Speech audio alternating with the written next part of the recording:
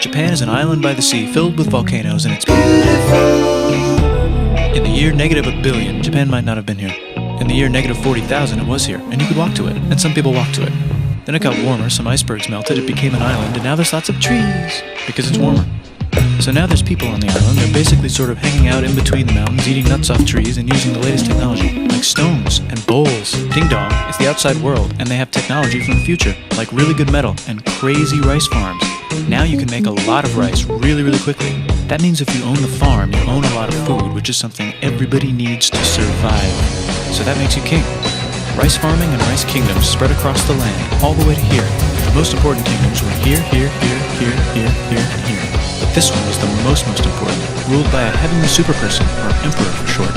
Knock knock, get the door, it's religion. The new prince wants everyone to try this hot new religion from Biekt. Please try this religion, he said. No, said everybody. Try it, he said. No, said everybody again, quieter this time. And so the religion was put into place, and all the rules that came with it. Then the government was taken over by another clique, and they made some reforms, like making the government govern more, and making the government more like China's government, which is a government that governs more. Hi, China, they said. Hi, dipshit, said China. Can you call us something else other than dipshit, said Japan. Like what, said China. How about Sunrise Land, said Japan. And they stole China's alphabet and wrote a book about themselves.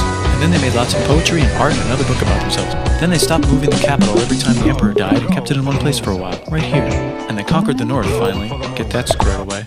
A rich hipster named Kukai is bored with modern Buddhism, visits China, and learns a better version, which is more spiritual. He comes back, reinvents the alphabet, and causes art and literature to be great for a long time.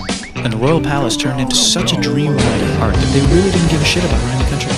So if you live outside the palace, how are you supposed to protect your shit from criminals? Hire a samurai. Everyone started hiring samurai. Rich, important people hired samurai. Poor people who could not afford to hire samurai did not hire samurai. The samurai became organized and powerful, more powerful than the government, so they made their own military government. Here, they let the emperor still be emperor, but the shogun is actually in control. Breaking news, the Mongols have invaded China. We've invaded China, said the Mongols. Please respect us or else we might invade you as well. Okay, said Japan.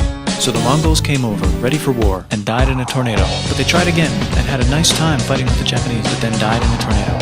Then the emperor overthrows the shogunate. Then the shogunate overthrows him back and moves to Kyoto and makes a new shogunate. And the emperor can still dress like an emperor if he wants, that's fine. Now there's more art, like painting with less colors, collaborative poetry, plays, monkey fun, tea parties, gardening, architecture, flowers. It's time for who's going to be the next shogun. Usually it's the shogun's kid, but the shogun doesn't have a kid, so he tries to get his brother to quit being a monk and be the next shogun. He says okay, but then the shogun has a kid. So now who's it going to be? Vote now on your phones. And everyone voted so hard that the palace caught on fire and burned down. The shogun actually didn't care, he was off somewhere doing poetry. And the whole country broke into pieces. Everyone is fighting with each other for local power, and it's anybody's game. Knock knock, it's Europe. No, they're not here to take over. They just want to sell some shit, like clocks, and guns, and Jesus. So that's cool, but everyone's still fighting each other for control, now with guns.